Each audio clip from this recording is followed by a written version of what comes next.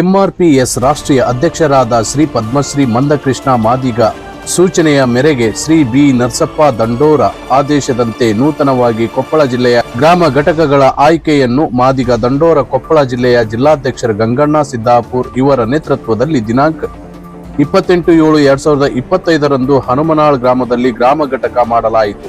ಹನುಮನಾಳ್ ಗ್ರಾಮದ ಬಸವರಾಜ್ ಕೊಪ್ಪಳ ಜಿಲ್ಲಾ ಕಾರ್ಯದರ್ಶಿಯಾಗಿ ಆಯ್ಕೆ ಮಾಡಿದ್ದಾರೆ ಮತ್ತು ಗ್ರಾಮದ ಗೌರವ ಅಧ್ಯಕ್ಷರಾಗಿ ಮಲ್ಲೇಶ್ ಪೂಜಾರ್, ಗ್ರಾಮ ಘಟಕ ಅಧ್ಯಕ್ಷರಾಗಿ ಲಕ್ಷ್ಮಣ್, ಉಪಾಧ್ಯಕ್ಷರಾಗಿ ಶಿವರಾಜ್, ಪ್ರಧಾನ ಕಾರ್ಯದರ್ಶಿಯಾಗಿ ಯಮನೂರಪ್ಪ, ಖಜಾಂಚಿಯಾಗಿ ಶರಣಬಸವ, ಸಂಘಟನಾ ಕಾರ್ಯದರ್ಶಿ ಮಂಜುನಾಥ್, ಸಹ ಕಾರ್ಯದರ್ಶಿಯಾಗಿ ಮಾರುತಿ, ಸಲಹೆಗಾರರಾಗಿ ಸೂರಾಯಪ್ಪ ಇವರು ಗಂಗಣ್ಣ ಸಿದ್ದಾಪುರ್ ಇವರ ನೇತೃತ್ವದಲ್ಲಿ ಆಯ್ಕೆಯಾಗಿದ್ದಾರೆ.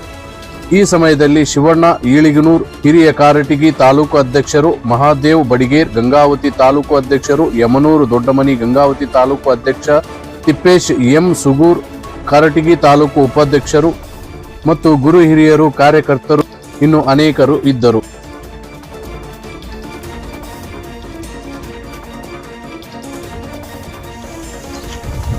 ಮಾದಿಗ ದಂಡೋರದ